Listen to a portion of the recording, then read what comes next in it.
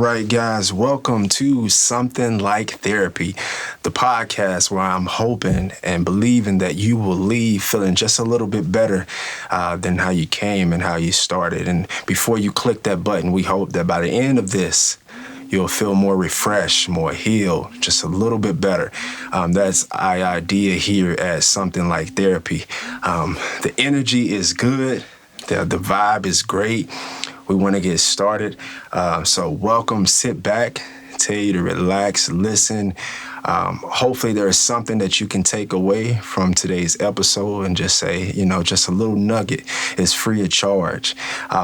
Today with me, very, very special guest, my father, my biological father, here. Just got off work, got his work clothes on, had an appointment, but he still made it here, and I'm honored. I'm definitely fortunate to just even say that sentence. There are people out there that don't have that, and so I'm fortunate. I'm grateful that you're here today. Pape, do you want to just introduce yourself? Yes, I'm Albert Payton Sr. and Antonio. Wow, that's been my most grateful son. Yeah. Since a child. He's always been just grateful, not hard to please. He's been that guy, man. Me and his mom, we have gone through things, separation. Yeah. But I still try to be there for my children. Yeah. Yeah, we're gonna dip into that. We're gonna dip into that, Pops. I appreciate you, and I know what this means to you to be here and to see this. That's one of the reasons why I felt it important to even have you on. To just say, hey, like the seeds that you all sowed. You get to see some of the fruit of that. Today's show though, it's about fathers, So with that being said, let's start off. Dad, what does being a father, what does that mean to you?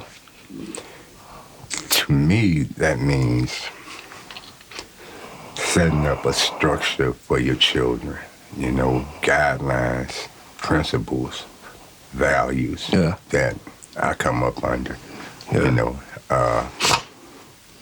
I wanted to always be there for them. And for you all, I've always wanted to make sure that you all did better than I and your mother. I look forward to that, and I'm glad to say that you all have. Y'all have exceeded, and I'm very proud of all of you all. Y'all have, just gone beyond what we hope for, Most parents should, man, I say this all the time, I'm bragging on my children all the time because I am very proud of all of my children. You especially, because of what you done. You went to school, you broke away for a while, and then you went back, you got your GED, you went to college, and now, you're a police officer. Yeah. Not just a police officer, but you're a commander and as such, and man, you're a great father. Your children, they love you, and you can see the work that you put in there. And I'm proud of that, and I'm very proud of that. And your brothers and sisters, they follow. They want to follow in your footsteps, And that means a lot to me. Wow, I appreciate you, Pops. I ain't pay you to say that, man. I appreciate it. No, it really means a lot. And these are just small things that just because of schedule-wise, just because I do have my own family, we don't get a chance to sit down and just say stuff like that. And so I appreciate it. Just bring up on a lighter note, we just celebrated your baby girl. Yeah. My little sister, the youngest of the bunch, just graduated high school. And what an accomplishment. And honors. Honors. Definitely. And I mean, she's smart. Yeah. And for you, I mean, you have to be proud of that, Very. Do you feel old, though? That's just No, but, I'm proud because she didn't just have us to look at. You all joined together and helped guide her, so we wasn't by ourselves in that. And, she know that she didn't just have to ask us, talk with us, she can talk with her siblings. You all have such communication among you all. Man, a lot of families don't have that, when we were coming up, me and my brother, we fought a lot. It wasn't until we became adults, that we started talking to one another and expressing that we love one another, and we look up to one another because he was the one under me, my brother Mark, Shilomia Akiala Bay is what he called himself today. But he was the genius in the family, But he tells me, he looks up to me. And I say, wow, because he has the mindset to do whatever he wants, and he does, and I'm just basic and standard, I'm just the man that I just want simple things. I wanted a family. I wanted to be able to raise them, see them do better than us, and have grandchildren, I'm a proud grandpa. We have 17 grandchildren. I don't count them like that. I just have to account for mine. You mentioned something as far as like how you were raised, and I did want to talk to that. I'm gonna jump to that in a minute, so remind me. I'll jump to that. But going back to Deja, I was gonna say that I know you're proud. I saw it on your face. We just recently celebrated. But can you explain, like, if you had to think about it, what's probably your most proudest or your proudest moment as a father? Wow. My proudest moment. I don't know, seeing you all graduate from whatever it is that you all set out to do. Like when you came through the police academy, man, I was proud because your captain, he said he expected to see you in his position when he left. And then to have the attorney general there as well, and he spoke on you all, he said he was there because of you and another guy. Y'all exceeded, what was expected of students. You worked and you went to school, so that was a great accomplishment. And for them to come and shake my hand and tell me that about my son, man, you know how that made me feel, because I came up on the streets. I went the opposite way. I had to do the institution, and all of that, and for none of my children to have to go that route, man, that was a great thing, because we came up in the project. Absolutely. Absolutely.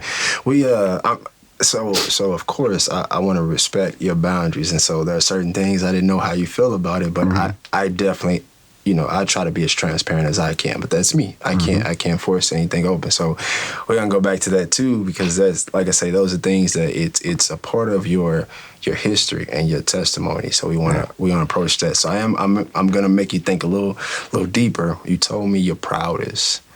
What's one moment as a father you wish you could take back?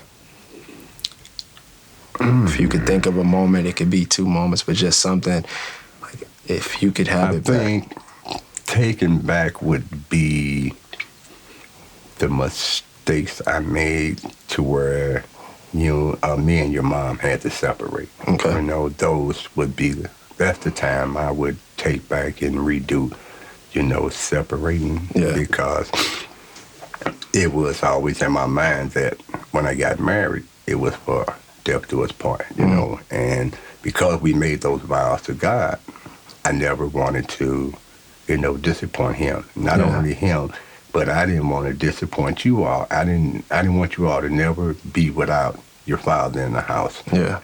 Because mine, he wasn't always there. He was there till we were like 12 or so, and then he went on.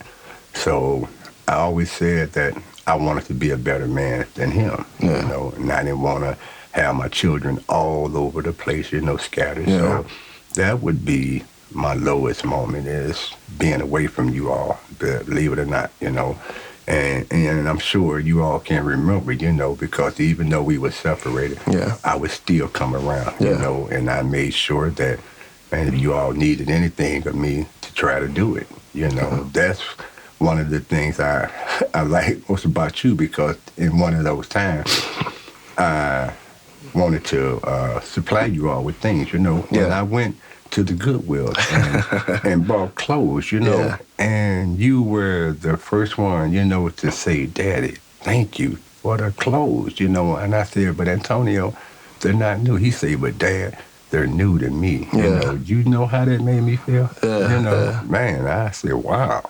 To have As that a kind of dad, appreciation. To have that kind of appreciation, for one of your children to come tell you that, they were appreciative of even some hand-me-down, So, man, that touched me. That stayed in my heart for a long time. Still does to this day. I appreciate that, and I can appreciate that more, being a second-time husband and being a father, because you do want that. You want that stability for your kiddos, and so that's profound for you to even say that. I'm sure you didn't want to make us a statistic. Nah. And I thought the same thing. I was just telling Precious the other day, just looking at how the oldest, or Antonio, how young he was when his mom and I, when we split, and just, I forget that, but it's like, man, he noticed that, or imagine taking away the stability. He was 8 years old, so we snatched that away from him. So I understand that it was something. It was something. So I completely understand. It's tough. I can't say it was easy. It was definitely rough, and just kind of not knowing what was going on. I think in our household, like you said, growing in the projects, it was difficult already in itself. Yes. And so you add that what we dealt with, not just mom or dad. There was forces that had us trying to dislike you or hate you. Because of we had, like, it was almost like we had to choose sides. And I know you never wanted that for us. At all. But that made it tough, and it was a picture being painted of who you were. Right. And I don't even know if you knew it, but it was that picture being painted that you were the bad guy. Right. And without you being there, it was like, where's his side of the story? All I see is this, and that's kind of what we had to go off of. And I know it hindered maybe some of what our relationship could have been. Just because you wasn't around, or you wasn't there. But I did want to ask you, before we kind of dig into like my childhood with you, what do you mind sharing me kind of like what it was, or what it was like for you growing up? And we don't have to necessarily talk about Pawpaw, but just what it was like. Well, it was, let me see, it was something, because I started hustling, as you would say. I started with a shoe shine box. I was a young kid, like 7, 8. My dad drove a taxi cab, and so he worked out the Greyhound bus station as a cab driver. And my godfather was the guy that owned Tony's restaurant. Okay. So he would have those patrons come, and he would say, let my godson shine your shoes, And so that was income, and I felt good because I was able to work, and the time my dad was there, wow, we were happy. There was one situation, he was at home. He sent me to the store to get something, right? Some X-Lax, some bread, and something else, right? Okay. And coming out to the store, one of the bullies, he was just going, take my stuff, But had it been, if it had been just my mom had sent me, I probably wouldn't have did it. But because my dad sent me, I know I couldn't go back and tell him that nobody took anything from me, So, he had to get a good whooping, And after that, I got home, my friend told my dad what happened, and so he took me back to that guy's house. And so it was his mother talking to him and my dad talking to me, and they were talking to one another, they could get understanding. So he said, either you gonna whoop him or I'm gonna whoop you. And she told him the same thing. what she said didn't have the power that my dad had over me, so he got whooped again, and that kind of started me in a place to where people knew I wasn't a pushover, and I was a small guy. So being that, I knew I had to be a little different, and so I had a sense about me that, that I was like a Hercules or something. I don't care how small I am, you ain't gonna be able to do nothing to me. You can't do nothing to me, and I'm not gonna quit. That is not in my nature. Still to this day. Absolutely. I don't believe in quitting. So, it was okay, and I had to be, and after Dad left, I had to be kind of the head of the family for the man, was concerned. So with my working, my mom said, you don't have to give me anything, but whatever you do for yourself, you do for your brother Mark. So, that was something, that put a responsibility on me, How old were you then? I was 12, maybe 13, because my first job was I worked at a service station. It was started out washing windows and pumping gas. Yeah. But see, like I said, my dad drove taxi cab, and his cabs were his own cars. So he came home one day, man, one Saturday. Imagine being 7 years old on a Saturday morning, eating breakfast. You watching cartoons, all you want to do is just go outside, and he came in and said, we got some work to do. And it sounded like Scooby-Doo then. What is week? Right. And so he taught me then to work on a car, because I had to take a start off. His car. It was a 63 Plymouth Valari. I'll never forget. My first car I ever touched. And took the starter off. All he did was jack that up, show me what to do, and said I had to do it. And after that, it seemed like every time something went wrong with the car, we got work to do. Man, destroyed a lot of my days of having fun, because, I got to go do this. But then, again, it was okay, because I was spending time with my dad. That was the most important thing. I was spending time with him.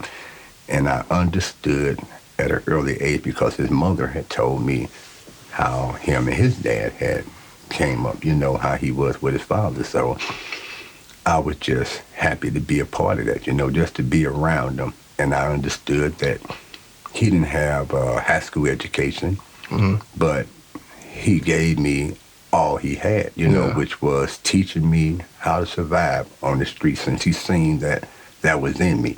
I was going to be out there, to make a living any way I could. So he taught me what he could, and I respect that. I understood that at an early age, that a person can only give you what they have, so, you can't get upset with your parents and hold things, because they're giving you all they have. And sometimes, it may not seem like enough, but it's all they have. You got to understand where they came from, what they had, and so they can only give you what they have, and that's what he did, and then my mom and my aunts, they were there to teach me how to treat a lady, because there were more girls in the family. There were 3 families that stayed in the same building, 2 sisters and 1 sister-in-law, my mom. And so it was like 18 kids, So you better not come home and say nobody whooped y'all, none of that, So, it was something. Man, I had to learn at an early age how to plait her, press her, wash her. It was more girls around, Man, I was a all-around type of person, man. I just got that daughter, so I don't know how to do.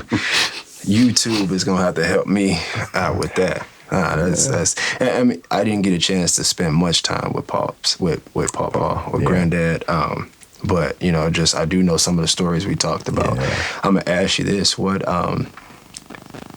give me just a few positives you picked up from Pops, and then a few negatives you think you picked up. Okay, the positives were that he was strictly about you learning the rules and respecting your elders, not not looking for something for nothing. You know, he taught that, he instilled that in. You know, he said the only way somebody can get you for something is that you're looking for something for nothing. You know, he said as long as you hold on to that and realize that everything has a price to it, you know, so you get a little better, you know.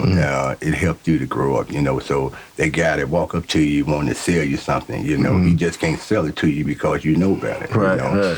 And I learned a lot of those lessons, man. He taught me to be about your word. If you give your word, stick to your word, you know, because that's all you have as a man, you know. He didn't play, you know. He said what he said, and he meant what he said, you know. So you had to get that. And man, and he was a man. He was a man. I mean, man, I can remember the whoopings my dad gave me. You hear me? Man, last forever. You never forget it. You know. And as much as I didn't understand it then, I appreciate it today because they kept me alive, you know, and they taught me something, you know, because he was a disciplinarian, you know. Even it wasn't like people say, do as I say, and not, you know, it wasn't. He said, you do what your mother tell you, what I tell you, and what your other adults tell you. You know, you do that, you know, and if you do anything wrong, don't never lie to me, you know. Tell me what you did so that I know how to help you, you know. So I kept those things, man, and I try to teach them to you all, you know. And, you know, I have sayings like, even the grandkids, they say, huh, you know. I tell you, what's the first thing I tell you? If you can you can hear. It's in me. No matter how big I get, I remember. You know, so, you know, it's just little things, you know, that I had. And then the negatives were that, you know, he was, he was a womanizer because your grandfather had like 11 wives, you know, and never divorced your grandmother, you know. He married some other women in other states, you know, so I saw that. But even in that, you know, he just had a good heart, man. He was just a firm person, you know. He wanted us to just be somebody, you know. That's what he instilled in us. I want you to be somebody, you know. Go to school, you know. He had a saying. He said, I buy you books and send you to school, and what you do, you eat the teacher, you know. That was crazy, you know. But we understood, you know. He said, so I want you to go to school. I don't send you there to make friends and nothing. I want you to learn, you know, because he didn't, you know, complete school. And so, you know, he was strict, you know. He taught me a lot of things. Like I said, I'm not proud, but he taught me the hustle of the streets, 3-card modeling, gambling, things that the average child wouldn't know. Yeah, I'm sure. Know? But they helped me along the line because I was on that lane, you know. I was in that lane, so I appreciate it, you know. And my grandmother, his mother, you know, she was a sweet lady, man. She tried to help me as much as she can. And she always wanted me to remember my mom, you know, because my dad he was a gambler, man. He would go, I was a little kid, we'd go to a place and he'd be back there gambling. And I mean, he win a bunch of money. And can you imagine, I'm 7, 8, 9 years old, sitting up in a tavern at a bar, you know, drinking. His drink was for scotch and milk, you know, and when he ordered scotch and milk, he goes to the back and start gambling, and I done drank up his drink, you know, and then he come out and he's giving me a handful of money, you know, but it was one time he did that and had won, and then later on that night he came back and he took the money and lost it again. So my grandmother said, she said, boy, the next time you go with your dad, and I don't care how much he win, you take some of that money and you put it away for your mom, you know, so that he don't come back and take it, because she still has to take care of you all, you know, eat, diapers, whatever it was. So, and this is at 7 and 8 years old. 7 and 8 years old, you know, so it was a lot. And I think that helped me to grow up a lot faster than I wanted to, but I wouldn't trade my childhood for nothing. I really wouldn't. Absolutely. Because I think about your 9-year-old grandson, Aaron. I mean, he ain't doing any of that. He ain't give him out that tablet. So, I mean, I just think about someone his age doing what you're saying, dude. He was talking about the hustle. I'm going to tell this little story. I remember, I think I was on the bus. I was going to the mall or something. I had a little cash on me, and this dude, he had the, I don't know the name of the gang, you would know, the bottle caps, though, with the eraser. You remember that? Yeah. And he had the eraser, and he's doing it real fast. He's like, come on.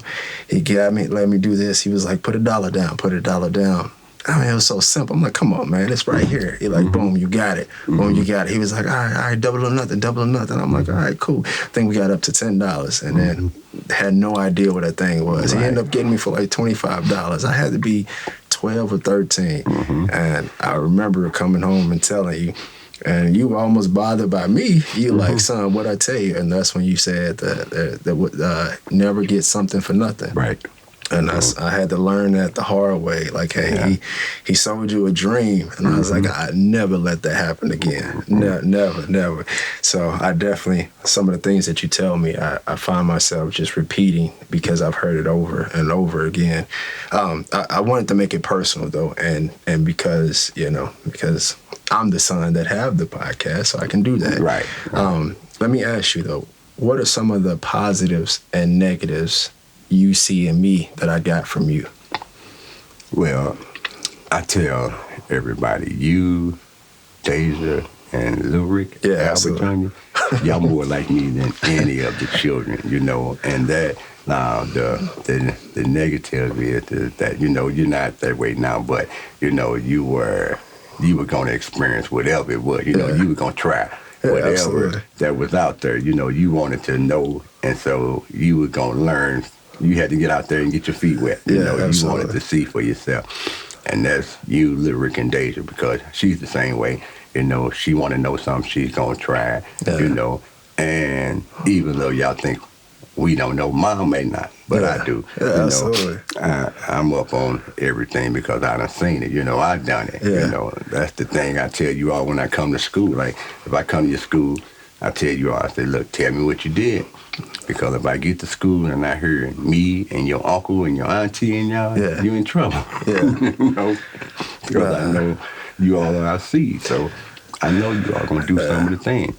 But the positives is that, you learn from that. You use that as a strength, as a way of correcting things. And you get angry enough to say, oh, no, it ain't never going to happen again, And so that's the positive. And that's what I want, to see in you all. Okay, we make a mistake, but we don't fall down and stay down.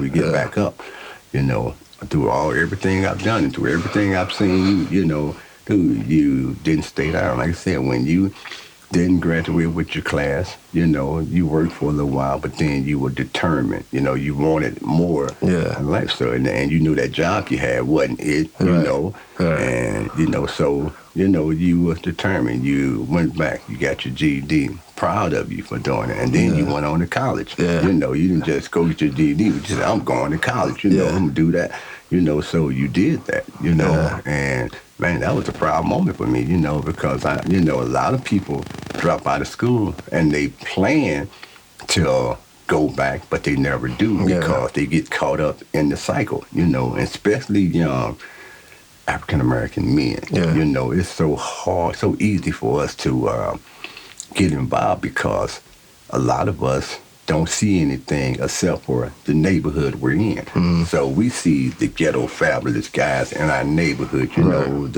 the fancy cars, the jewelry and everything. But I've always told y'all, everything that glitter ain't gold. True. So don't let that influence you, and like I said, being that we raised you all in the Cochran Projects, and you all had a chance to see a lot of things, and for y'all to come out, man, I'm so proud. Every last one of my children, y'all married, you're focused, you're doing something. I understand you and your siblings, y'all have have a thing going on against one another. Who's gonna make their first million? Yeah, You know, absolutely. things like that. You know, so you know, I'm proud for those things. You know, because I want to see you all make it. Yeah. You know, and so man, that's the positive. You know, and like I said, we fall down, but we just don't stay down there and waddle in it. You know, and then you all have such a relationship with one another that you encourage each other to get up, to do better. You know, and that, believe it or not, has even helped me. You know, y'all may not know it, but it has helped me because I can't afford to let you all down. You know what I'm saying? You know, like I told your mom today, there's some things going on, but I want to get her home.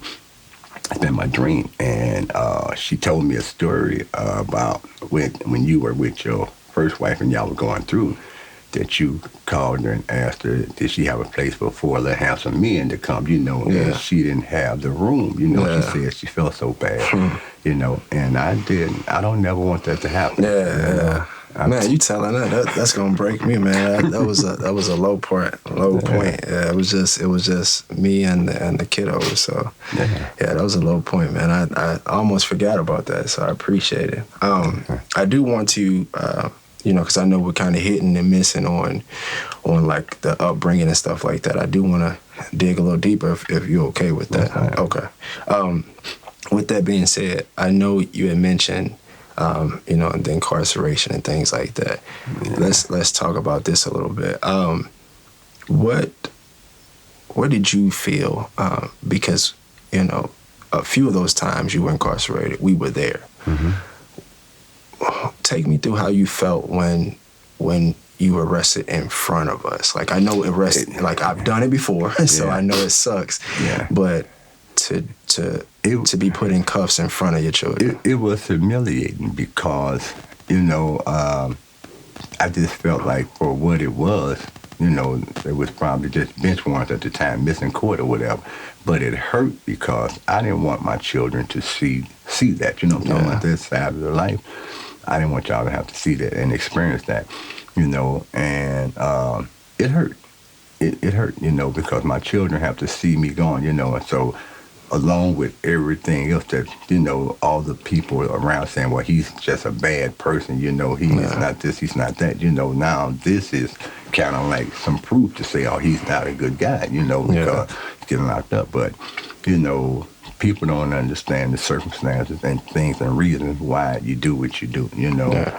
I done it, you know, it's hard, man. You know, you have children, you want things for them, and the job only pays you enough to keep coming back to work. You know, that's all it is, you know. So, you know, the goal is to have your own business, you know, to work for yourself, because all you make is enough to keep coming to work, you know, and you making them richer, and you're still in that same spot, you know. And so my going was, you know, I wanted more, you know. I'm not afraid I was arrested because I was trafficking drugs, you know, and that's what I wanted to do. That's where it was. It could have been worse, you know. They were saying 20 to life, you know, and, you know, the little money that I had made, had to spend that to stay out of prison, you know, but, you know, I was glad that none of you all picked it up like that to go that way. We're gonna touch on that a little bit. You know. But I'll just tell you from our standpoint, Pop, it's when you think of it like that, because even my coworkers and people I work with, they wouldn't believe the story that's behind my life because I don't show that. But when you think about what we've been through, it's almost like, how did he end up in law enforcement? Because I'm telling you, it was damaging to, you know, because I remember a time like we were all in the house, and then, you know, something happened with you and Mom, and then we had to leave, and then I see the police come in there and they take you out, and it's like, man, what are you doing? You know, like, what are you doing with my dad? And even the way I police now, I remember that. And so anytime if there's, you know, we have to take a parent, I'm always like, hey, you know, someone else do this, let me get the kiddos out of here. Right. I mean, it's damaging. You know, it's damaging, and you want people to, or kiddos, you want them to look up to the badge, but it's hard to convince a kid when you see them, taking your parent. Yeah, absolutely. And a lot of people may not get that. Even people I work with may not understand that. Not all of them understand. Like, hey, man, I get it. I get this person has to go to jail, but you don't understand what we're doing to that generation. And because I've been that little boy, I remember a time where, I was in the car. Mama had the white Chevy. And I was in there and I was screaming, like, let my dad go. And I remember, unfortunately, I think it was my uncle and maybe a cousin was like, shut up. Like, your dad, he's supposed to do this, or, it's supposed to happen. And I just didn't understand it. And I was just like, man, why this had to happen? And then, I think one particular time you were going a little bit longer, and it was like, okay, is this life? Is what, this is something I have to get used to. Like, have to get used to my dad being here and then not being here. And it was tough. Like, say, even today, knowing you would be here, I was thinking about that. It's like, how did I end up, in this position? But let me ask you, how do you feel about that with all of the history you have? How you feel that I am in law enforcement? Man, it's astonishing because, I'm just glad to see it because I know you, and I know some of the things that you've done. We're going to talk about it. Yeah, everybody don't know, but, I know, what my son has been through it. So to know that he missed it, and I'm not upset because I remember the day I told you, you had your car and you had put plates on it yet. Yeah. But what you were doing. And I told you, I said, Tonio, the job for them is to be observant. Now you're a police officer, so you understand. Yeah. You observe. And it was like 3 months or so you were rattling around like that, riding dirty. And so I had to step in because I didn't want to see you ruin your life. You know what I'm talking about? So I had to step in and I said, look, man, if you don't go and get the police, you can't drive this car, and you felt like, well, man, it's my, and I know how you felt, I know that's how you felt because that was yours. You earned it, but I had to stand on that because it was your future that I was thinking about, what I'm saying? You hadn't did anything, and so I didn't want you to ruin your chances for ever, being somebody that you are, like you are today, just think if I had just been that father, just let you go on, and, you get caught up, man, that'd hurt me, because your brother, my junior, he didn't listen until he went to jail, and he went to jail 17 and spent 18 years of his life in prison, so that hurts. You know what I'm talking about? That one of you all, and I tried to make sure none of you all get to go there, but, you got me, you got my blood, so I know y'all gonna try things firsthand, Some things we can tell you all, and that's any parent, some things we can tell you about, but then there's some things that you just gonna have to learn the hard way, and I'm sure, some of my grandsons, the same, they're going to learn the hard way, they have to, but... That's, you had said something, I kind of want to park there for a minute, just like, you didn't want this for us, and I'll just kind of go through a little bit. As I was growing up, like I mentioned, it was becoming habit. Like, my dad was there, then he wasn't there, and you can tell me, those times, where you were, whatever the case was, but it was like he's there, then he's not there. He's there for a minute, mom and dad get into it, then he's not there. It was always, and I know this now doing what I do, but it was always you had to go. Y'all have a moment, then you had to go. But in the middle of that, I had to police myself. I kind of had to raise myself. And there was a point where, I was getting full of myself. And it was like, it became, let my dad go to, like, if he didn't want to be here, just, I don't care, know. And a lot of that poison was given to me, like I said, it didn't help that family members were saying, like, this is who your dad is, instead of pumping, like, hey, it's a rough patch for him, and so having them say that, and then seeing you here and then you're not here, and you know, like, he's not here for Christmas, he's not here for this, or I might get a call for my birthday, but it's like, man, but you're not here. So Right. and so it went along, and at some point, Pop, you know, I was like, I don't want to be like my dad, you know. And But unfortunately, that the negative part that you carry, that was what I picked up, you know. And so we'll dive into that because I don't mind. But it was the more I told myself I'm not going to be like my dad. The more the hustle side came out. The more the, like you said, like, I can't be beat side came out. And it's just funny how that works. You're not even around at the time, you know, so I'm not seeing that hustle side, but it's in you. Right.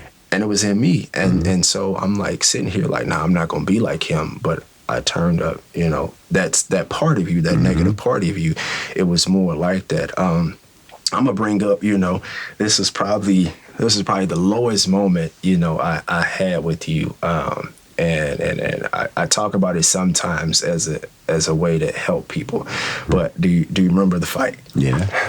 Yeah. So I'm gonna talk about that, and then you kind of give me, you know, we can laugh about it now, you know, but it's something. So, like I said, I'm feeling myself.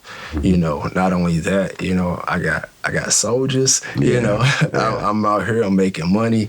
I had a car. You know, I had my little beats and all that, and I was kind of feeling myself.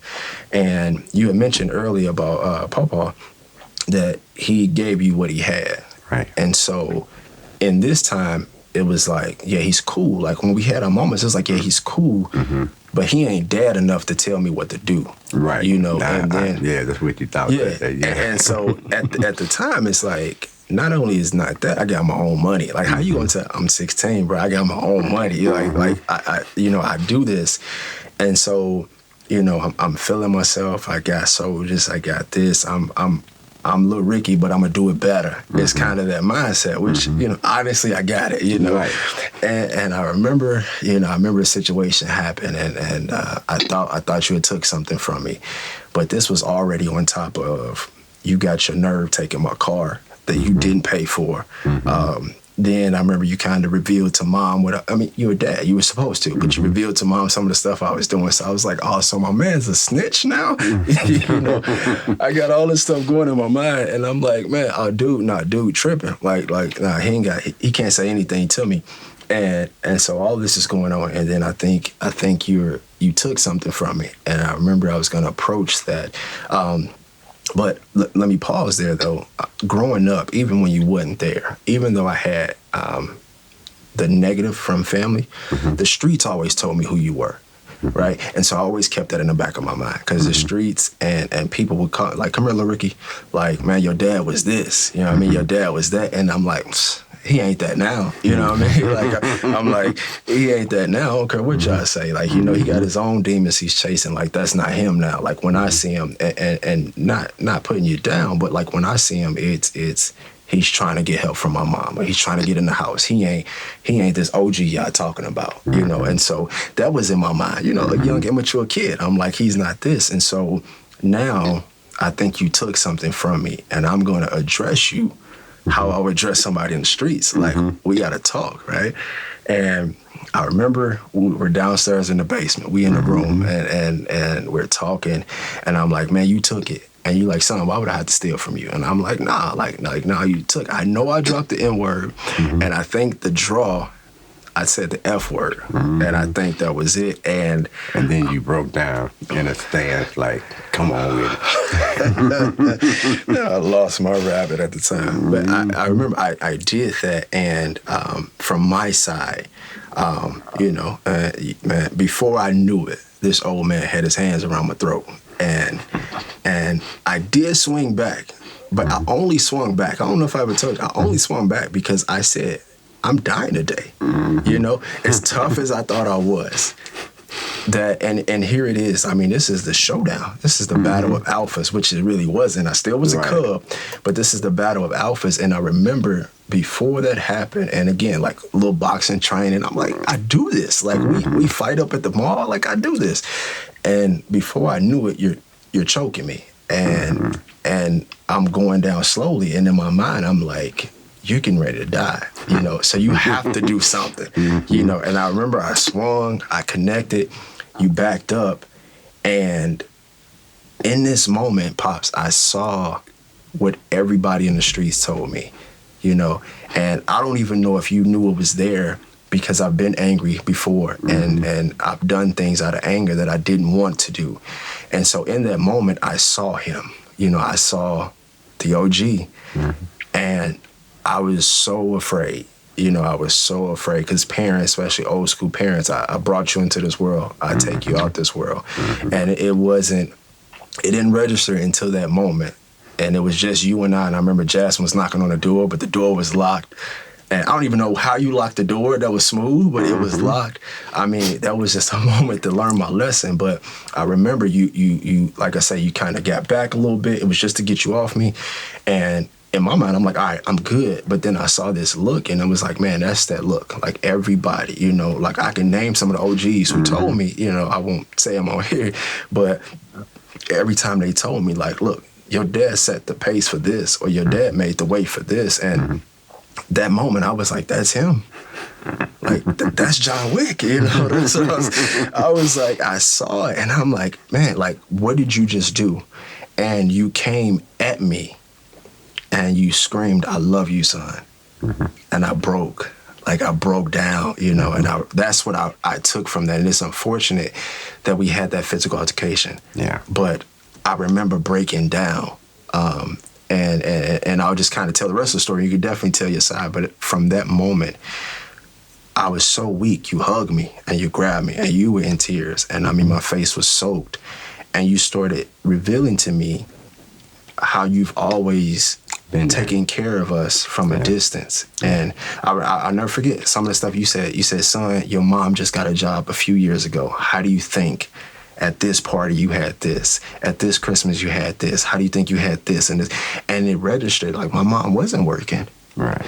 And you've always had like a hand in our life. And it took that. And it's unfortunate that it took that, but as a dumb kid at the time who one objective was to not be like his father. He ended up being that, but it took that, and it was that moment for me was just eye-opening because it changed the course of our relationship after that, but it took that, and I knew you could have handled me, and you would have been justified, and the signs of struggle and everything like that, it would have been like, hey, this is what happened.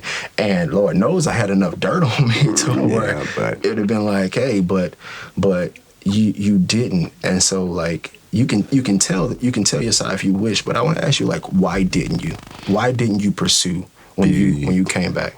Because I knew what it was, when you said some things, and I realized that they don't understand, that I've always been there. That was the hurt that was in you. I saw the hurt that was in you.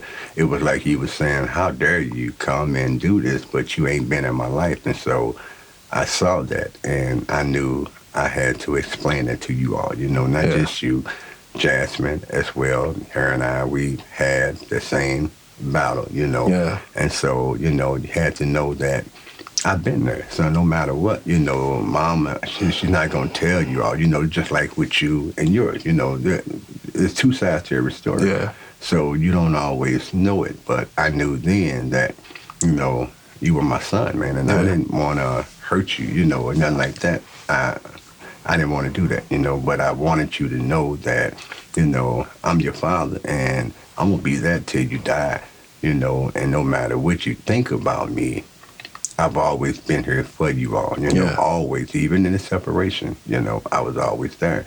I did the hustle so that you all could have, because the worst feeling is to think that some other man will raise your children, I didn't never want that for you all, never.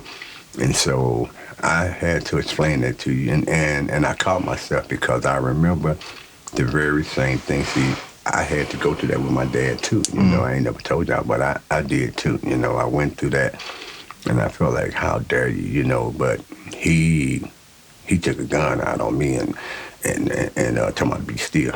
Man, you crazy. As soon as I hit this corner, I'm breaking. Yeah. You know, so, you know, I've had it happen. And I saw that. I saw me, you know, and God right away brought back to my memory. And then he said, you know, he let me know that you need to explain to them, because I knew now that y'all were just hearing the negative, that you didn't know the positive, you know. So, as they say, two wrongs don't make a right. So, you know, I had to let you know that, you know, look, son, I've been here, okay? Yeah. Y'all don't know it. Mom don't say it, but, you know, she can't do this by herself. Yeah. You know, I had to, you know, and that was where I was at, you know. I didn't want to hurt you. I just wanted you to know I don't care. You know, just like you, I'm sure you have to show, probably going to be asked in the one you're going to have to show that, you know, no matter how big you get, you know, I still have an advantage, you know, because of the wisdom. And then, like you said, you know, for a minute there, I almost forgot that you were my son. You know, I really did. I had to catch myself, you know, wow, wait a minute, you know, this ain't going to help. And then, see, that's the type of relationship Mark and my dad had. So he didn't understand that Dad gave us all he had, but Mark never understood that he couldn't get it. But when your grandfather died, man, he said words at the funeral that they should have said to one another, you know. So it made me think, you know, a lot. And I knew you were just sowing your wild oats, just feeling yourself. That's all. You know, we all do that, you know, young men, we all do that with the young girls. They feel like once they have some sex, then they're grown, you know, they're adult, they can come at their mom, you know. And then with young men, it's when I'm taking care of myself, I'm buying things for myself, doing it, you know, you think you're grown, but you're still not. You know, you have a lot of growing up to do, you know, you still have a lot of maturing to do. So you said hurt, and that was I think that was the biggest thing. And I see it in police work. I see it, you know, the race battle, you know, I see it with that. And even when I used to work in a school, I saw it with some of the young men and women. And I was able to pinpoint that because of the hurt that I experienced. And that's a lot of what it was. You know, it was just hurt, feeling like it was unfair.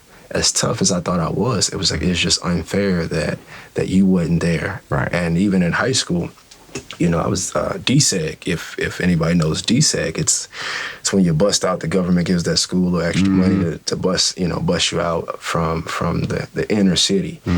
And so here I am around a completely different culture, and the things I didn't recognize was grass, money, and who is that man walking through the door every night? You know, it's like, that's our father. So I'm seeing this at school. I go to school and these relationships with their dad, and I envy that. And so it's just like, well, why shouldn't I have that? Am I not enough that I can't have my dad? Like, I know this dude, but this is it. And then, you know, the times that you were around, like I say, you know, you had your own demons that you were dealing with. And so that moment for me, it was just like, you know, I'm hurt that, and I'm going to express that. And the big part during that physical altercation was that I was scared, you know, but that moment, it just let me know, like, man, things ain't what you thought, you know, like you said, two sides to the coin. And it helped.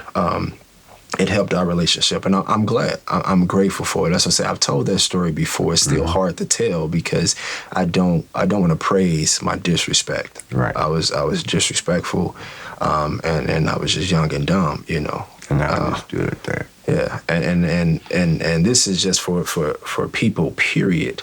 You know, you don't respect your parents depending on what they do. You respect them for the title that they're parent. And I had to learn that. And even as a father, I'm learning that. You know, you're not respecting because it's like, oh, you know, they did this and this and this. It's the title of it. And I had to learn that the hard way. But I know once it happened, you and I, we started developing a true friendship and relationship. And it was on a good foundation. And you know, I appreciate you for that.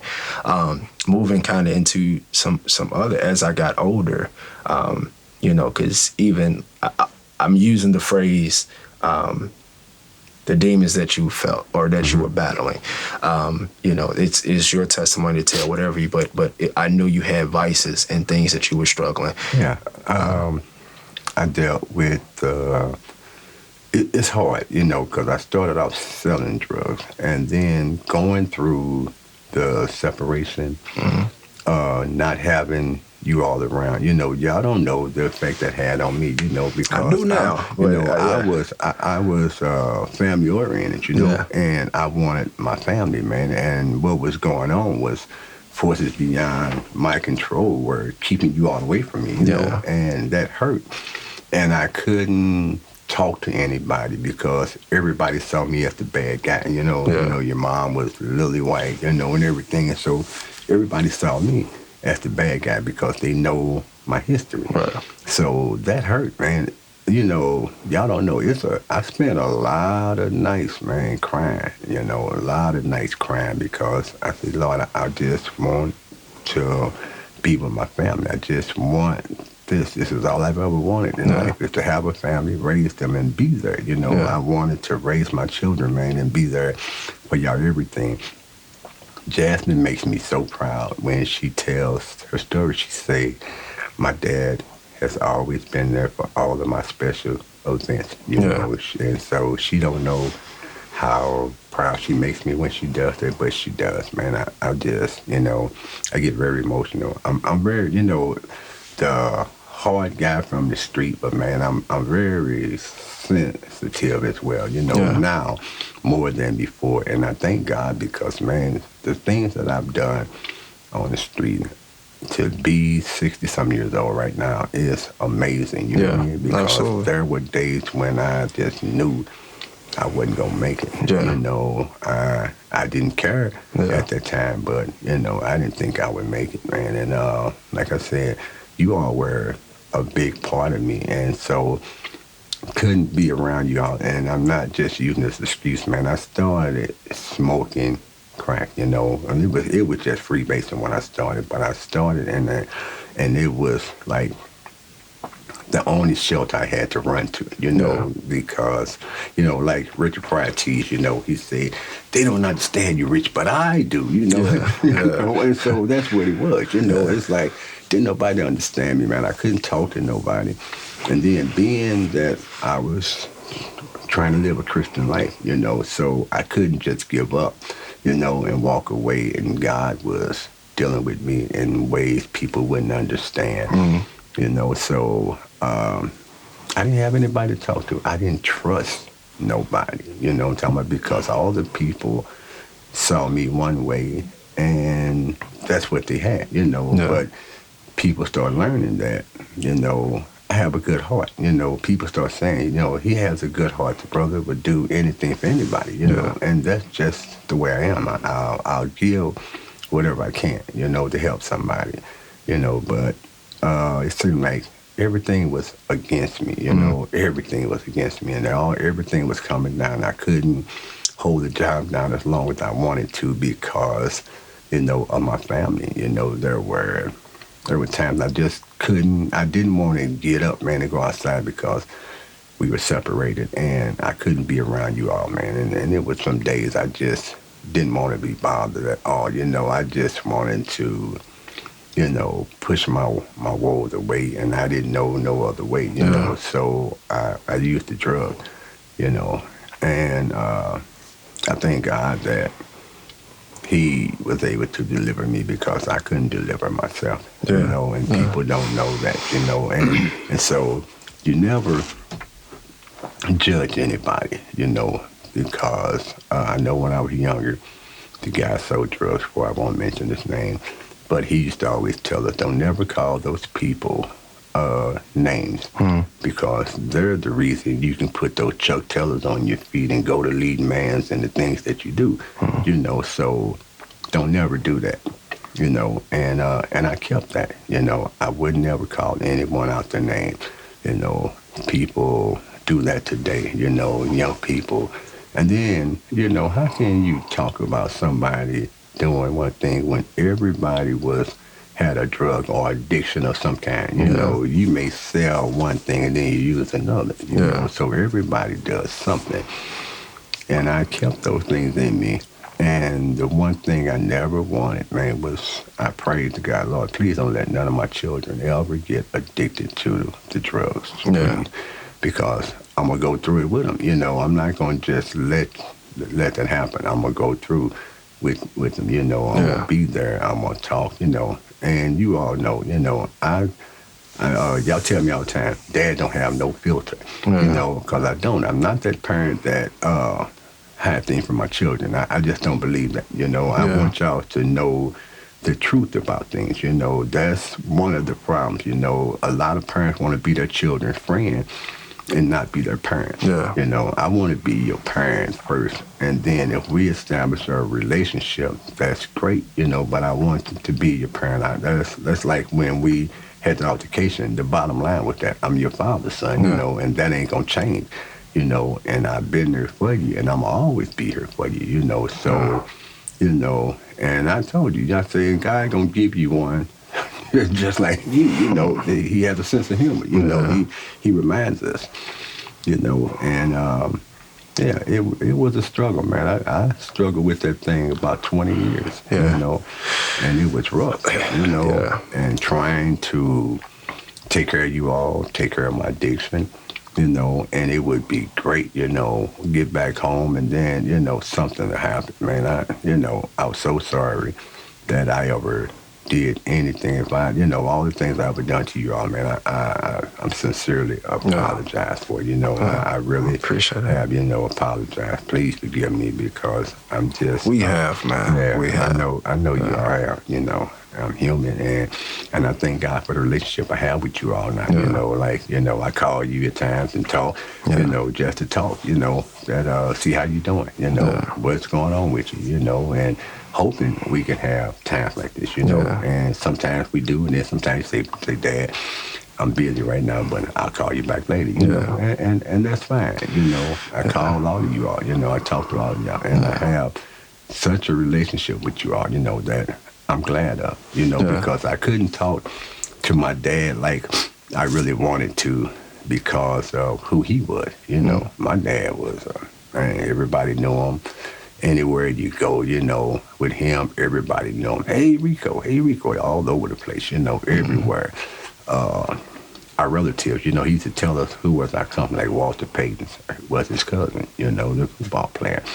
He knew so many people, man, and they would always say, hey, little Rico, that made me feel good, and so, and I know that when we were downtown and the guys would call y'all by my name, hey, little Rick, that meant something, because I know they're not going to bother y'all, they know the name consequences. Held weight. Yeah, they know the consequences of doing it, so I'm just thankful, man. I'm very thankful. I'm grateful, and like I said, I'm proud of all of you all, all of you all, man.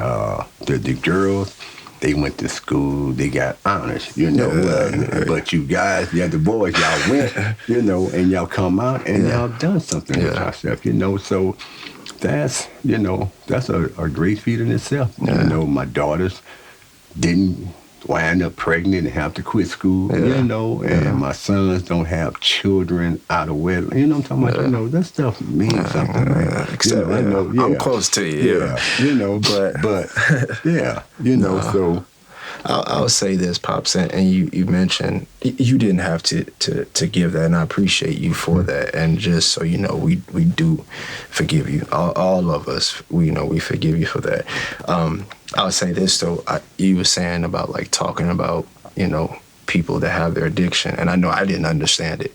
There were some times I know you tried to hide certain things, but it was like, unfortunately, we saw it. We could see those demons, and that was another part. Even though we had a better relationship when I was, older, but I still didn't understand it. And I was like, man, this dude is super tough. Like I've heard the reputation. I've seen that look in his eye. I know he's a tough guy, but why can't he beat this? Why is he this, man? Like, come on, man. Remember who you are. I almost feel like Simba and Mufasa. Like, remember who you are. But I remember as I got older and I was going through my divorce, and I started picking up some bad habits. And I remember, you know, just drinking became that for me. It was something that I had to do, had to have, and I got into that dark place. And you know, then it's like whatever demons you had, it was like, oh, cool, we got the sign too. And I couldn't sleep, and I felt like I was being chased, and it was like I couldn't explain it. And I remember calling, it was like, Pops, I get it now, you know, and I get it. And I remember even the conversation when I was like, hey, you know, we're gonna divorce, you know, and just kind of unloading on you some of the things that I was dealing with, and it just made sense. And you know, just we hard-headed, I'll give you that. So I couldn't see it, like you said. There's some things we had to try, so I couldn't see it on you. I didn't understand your addiction until I had my own addiction, and until it changed my attitude and my demeanor. And then, you know, when I was telling you about the divorce, I remember you kept saying, like, son, stick it out. And I was like, nah, like that's not me, that's you. Like, I'm good. This thing is this much money, we're gonna get this over with. But I remember it wasn't that, like, of course, you know, that it just didn't work out. Right. You know, happily married now. But I remember when the kids were gone, and like you said, there was nobody to talk to, and I never felt empty until that. And it was like when you're used to laughing and you're used to just the little jokes, you're used to the running around, things that may have annoyed you. You missed those, and you couldn't talk to nobody, and so all you had was your vice. And you know, and it just, for me, it got stronger, and eventually you just like, that's not, you know, that's the little shots ain't gonna do it. I gotta do more, and before you know it, people are like, man, why you drink so much? And it's like, this is what I, you know, do. I have to sleep. I have to try to relax for a minute, and I understood. And again, going back to, I don't want to be like my dad, but those negative traits, I was picking them up slowly but surely. And I'll tell you, for me, this is how I can say for sure I forgave you, because the longer I went on saying I didn't want to be you, the more I was becoming that negative part of you. Not you, but the negative part of you. It wasn't until I forgave you, because I was still hurt. You know, I was still hurt. Even though our relationship was getting better, I was still hurt that even as an adult, I can't go to you and be like, hey, show me how to start this business, or hey, do this, or hey, you know, like, can you teach me something? Because you taught me the streets as well. But what I'm gonna do with that in corporate America, Pop? Right. Or at least I thought, you know, you can take that hustle mentality, but it was like, you know, I don't need this, right? You know, so it's like, man, he wasn't able to provide me with nothing, and that was kind of still the hurt. You did, I just didn't see it, and so still having that hurt and still going and just like, man, what I'm gonna do, you know? And I had to let that go.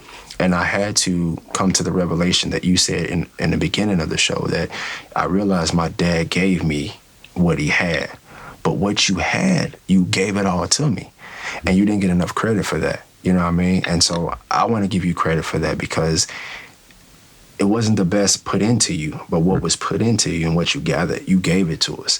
There is everything. Now, you don't teach us everything because you still want to master, but almost everything you knew, you taught at least one of us. The cooking, the chess playing, the checker playing, the cars, the painting, everything you knew. The hustle, you know, you taught one of us, you know, and so it's like we have to give you credit for that, you know, and we appreciate that. I want to give you your rose, you know, while you yet live, and not wait for that. I don't want to see you laying down and then I have to, you know, give you something good. But I have one last question for you. With everything that happened, everything that my mom, you know, took you through, and knowing that the family was against you, why'd you stay? Like, why'd you keep coming back? Because I remember at one point I told you, at one point I was like, yo, this chick, she's crazy. I was talking about mom. Like, as I started dating women, I was like, yo, she tripping. Like, but you kept coming back. Why?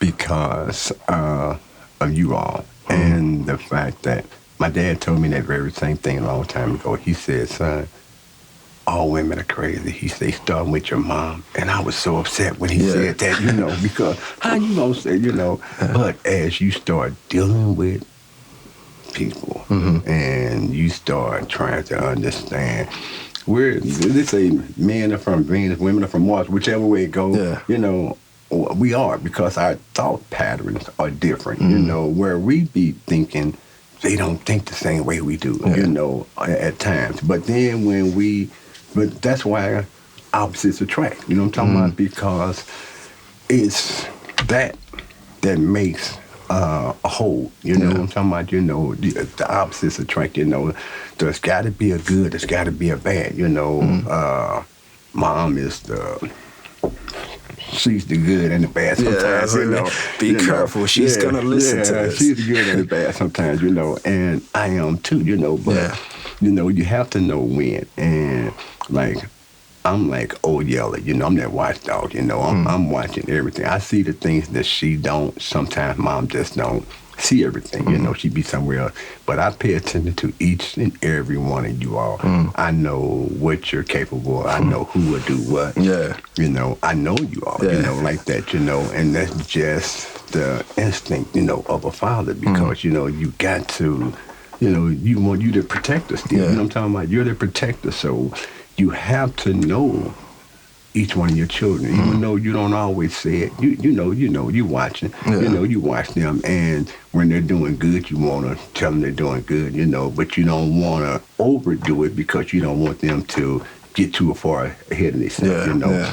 So, you know, you just, it was you all, man. Like I said, I didn't want nobody else raising my children. It was enough negative things out there about me that I wanted my children to know me, you know. And so I couldn't let go. And I couldn't let go. You know, you all are part of me, and I couldn't let go. Yeah, the mother carries the child for 9 months, but we've had them in us longer than that. You know what I'm saying? You know, they've been with us longer than that. So, you know, that's your child, and man, you just want to be there, you know. And even though there's a lot of negatives, I want you all to see Dad do the positive too, you know. Like when I had the business, you know, the Speedy Lou, or you know, man, that's my proudest moment, when I could call every day and say, "Come on, we're gonna go to dinner," or whatever it was you all needed. I could do it, you know, and that's what I want now. You know, I want to be a millionaire. You know, sure I do. You know, but I feel like I am rich with you all, regardless, you know, not financially, but spiritually, I'm rich because I have children, man, and you all are my seeds, and I see you all, and I'm looking at what you all are doing, and I say, wow, that's math, you know, and I help instill that in you all, you know. And like I said, I don't have no filter. I tell my daughters the truth, you know, and this is just being honest, and for any other parent out there that's listening that's gonna see this, you know, this is just me. Young lady, you know, you're gonna meet a man, but when you do, hold on, because what you're gonna get from that man is gonna be 3 to 5 minutes, and you ain't gonna know what you're supposed to do. But he gonna get up and walk around with his chest stuck out, you know, like he really did something. And then the same thing for the young man. Hold on to what you have, because when you do, you want it to be with that special somebody. You don't want it just leave yourself, you know, all over the place. You know, you don't. You know, you want to be able to. My thing was, I said, whoever has my child, I want to marry, because I didn't want no children out there that I couldn't be a part of. You know, so I held on to that, and for better or for worse, you know, that's what it was. You know, you stuck it out, Pops, and we, like, literally, man, look in your eyes, and we appreciate that. We like I said, there were moments where I'm just like, you know, you said better for worse, and now that I'm an adult, I'm like, it was some worse. You know, we don't have the time to go into all of, you know, the things we dealt with, but it was worse. And so, you know, we wanna appreciate you for sticking around. Before we close, I was looking at this article. I want you to just check out really quick, if you don't mind. Just look at that. Hey, what's going on, Dad? Hey, listen, we just wanted to let you know that we appreciate you. I definitely appreciate you from a man's standpoint, from a personal point of view. You know, I don't consider you my father-in-law. I consider you my father, my dad. You have definitely been there as I became a man into a husband, a father myself. So I definitely appreciate you for all that you have done, all the things that you have implanted in my life. You taught me how to tie a tie. You taught me how to change a tire. You taught me how to take an engine out of a car. You taught me a few things. So I really, really appreciate you from the bottom of my heart. I love you, man. Hey, Dad, it's your favorite. I don't care what anybody else says. The other kids are lying. I know I'm your favorite. No, I just want to say I love you and I appreciate you. Thank you for always being there for me. Thank you for being a great listener. Thank you for being somebody that I can talk to no matter what time of day, no matter how long I need you. Thank you for being there. Thank you for always being supportive. Thank you for loving me. Thank you for loving Zane. And thank you for loving Zion. We love you and you are very much appreciated. That's it. Peace. Hi, Dad. This is your baby girl. Okay. Just letting you know how much I love you, how much I respect you, how grateful I am to have you in my life. Of course, you've been there trying to fill that void that I experienced with my mom, and I just appreciate you so much for all the calls, reaching out, just keeping in contact with me over the years. I sincerely appreciate you for that. I love you for that, and I will forever respect you for that. I love you, Daddy. Happy Father's Day. What up, old man? It's your baby boy. Well, not your baby boy. It's just the youngest. Marco here. Ain't no baby nothing. Yo, I just wanted to let you know that I appreciate you. I might not tell you often, but I appreciate you. I'm glad that I still have a father, a pops, old man that I can talk to, ask questions, just have conversations with. A lot of people don't have their fathers around, but I'm glad that I do. I know you probably could have dipped out on us years ago, but I'm glad that you stuck around. I just wanted to wish you a happy Father's Day. And I'm still waiting on them blue and red FUBU boots from Northwest Plaza Mall that you still owe me. I ain't forgot about those. Them blue and red. Blue at the bottom, red at the top. I'm a size 11. Just in case you want to go shopping, that's my size. You hear me? Got you. Alright, we cool though. Hey Pops, it's your favorite here. This video is to tell you how much I love you and how much I really appreciate you. I am thankful for our relationship as a whole. Thank you for allowing me room to be myself, allowing me room to grow and become the young lady that you have raised me to be and that you're allowing me to be. I'm thankful for our long talks, because they can be long. I'm thankful for our talks, for you keeping it 100 with me always. Thank you for telling me like it is. Teaching me how a young lady should be treated. Thank you for that. Thank you also for being the coolest dad. Thank you for my good looks too, because you know what I'm saying, it's gotten me a lot of places, and pimping ain't easy, so somebody gotta do it, you feel me? But, yes, thank you, I love you, and, yeah. Love you too, baby. Thank you. Yeah. So man, that's just we know we still missing Lil Rick on there. Yeah.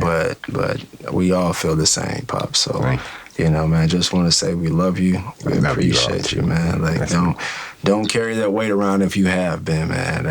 This is it's history. It's his story and it's history. The things that you did, that's not who you are, man. I want to tell you, you are a excellent grandfather. Man, and that's with all of the grandkids, man. They all love their pawpaw, So keep doing that, man. It's one step at a time, one step at a time. No matter what we say, we're a reflection of you. So we're gonna keep reaching for greatness, but just know that it started with you, man. And we learned a lot. All right? Yeah. All right, now. Y'all teach me too. Every day I learn something. We appreciate it, man. All right, we're going to get out of here, Pops. We appreciate you all tuning in. Till next time, be blessed. Hey, what's going on, guys? Thank you for tuning in to this episode. It's a special day. It was a special episode. I really hope that you enjoyed. I hope you enjoyed enough to come back. Every episode, I'm going to do a word of the day. It's fun and it's learning, all right? Today's word, not a difficult word, but it's gratitude.